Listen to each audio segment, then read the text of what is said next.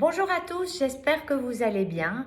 Alors aujourd'hui, on va philosopher puisqu'on va parler justement du faux, du mensonge, grâce à un petit texte qui a été republié, je pense, il y a quelques semaines, par les éditions Grasset, qui s'intitule Reconnaître le faux, un texte qui a été écrit par Umberto Eco, un texte qui a été écrit au départ en 2011 pour le festival culturel de Milan qui s'intitulait La Milanesiana et dont le thème était mensonge et vérité. Alors, quoi de plus, je dirais, ou qui de mieux placé qu'un grand humaniste italien comme Umberto Eco pour nous parler justement de vérité et d'éthique, de contrefaçon et d'ironie, et d'établir une distinction entre dire le faux, mentir et falsifier. Alors avant tout, je voulais reprendre une petite citation de Umberto Eco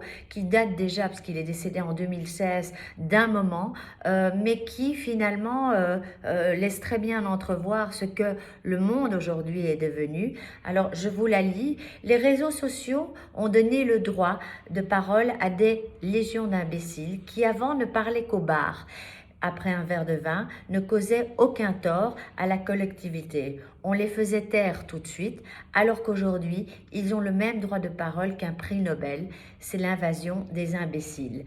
Alors, Umberto Eco nous livre une brillante analyse d'un sujet qui aborde justement la gêne qui est suscitée par le mensonge, la falsification, les fake news, les réécritures de l'histoire qui nous laisse souvent démunis et certainement dubitatifs. Et je dirais que l'actualité très récente même nous le prouve.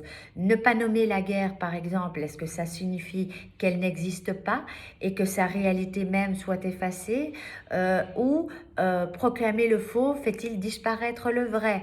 Eh bien, il y a toutes sortes de mensonges. Et c'est ça qui est intéressant et qui est brillant dans cette analyse, c'est que Eco va examiner l'éthique ou l'absence d'éthique du menteur et pour analyser ça, eh bien, il va convoquer des philosophes, des esprits éclairés et il va nous donner leur avis. Ainsi, apprend-on par exemple qu'à l'époque du baroque, au temps de Mazarin, eh bien, c'était une époque où tout n'était que apparence mensongère, vraisemblance. Et donc, il dit que à l'époque, lorsqu'il y avait des festins qui étaient organisés et élaborés, eh bien, souvent, la viande devait sembler être du poisson, le poisson de la viande, les fruits des légumes et vice-versa, parce que l'apparence mensongère dans cette époque-là suscitait l'émerveillement. Et c'était le même cas avec les tartuffes du théâtre. Donc, à l'époque du baroque, eh bien justement, on n'était que dans ce faux semblant. Par contre, par exemple, Umberto Eco nous parle dans ce livre de Kant, d'Emmanuel Kant, et il nous dit, eh bien pour Kant, la vérité est un devoir inconditionnel, quoi qu'il arrive.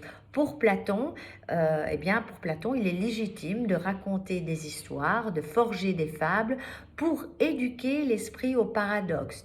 Il parle aussi de Francis Bacon qui rappelait que la dissimulation n'est qu'une fausse image de la politique ou de la prudence, car il faut avoir tout à la fois beaucoup de force dans l'esprit et dans le caractère pour savoir quand il est à propos de dire la vérité et pour oser la dire. Thomas d'Aquin, par exemple, lui, eh bien, il pardonnait le mensonge qui ne cause de tort selon lui à personne.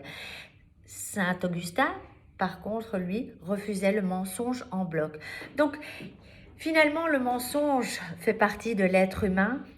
C'est un essai intéressant puisque toujours d'actualité et je dirais que Eco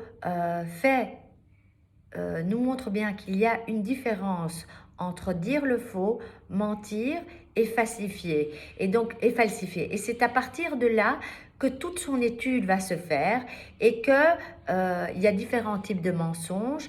parce qu'il y a des mensonges où il y a intention de nuire ou pas.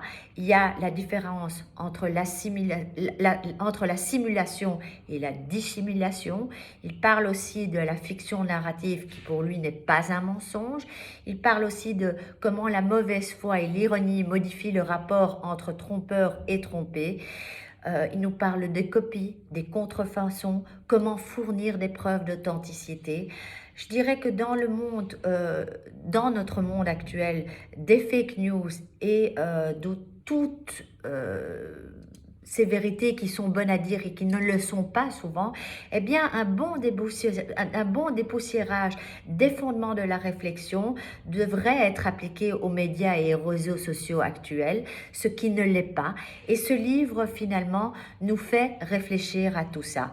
C'est rapide, 60 petites pages, un sujet très actuel. Lisez-le. Il n'y aura par contre pas d'émission sur ce livre parce que Radio Judaïka pour Yom HaZikaron donc sera pendant 2 jours ne sera pas, c'est-à-dire ne diffusera pas de programme radio habituel, mais on se retrouve la semaine prochaine de toute façon.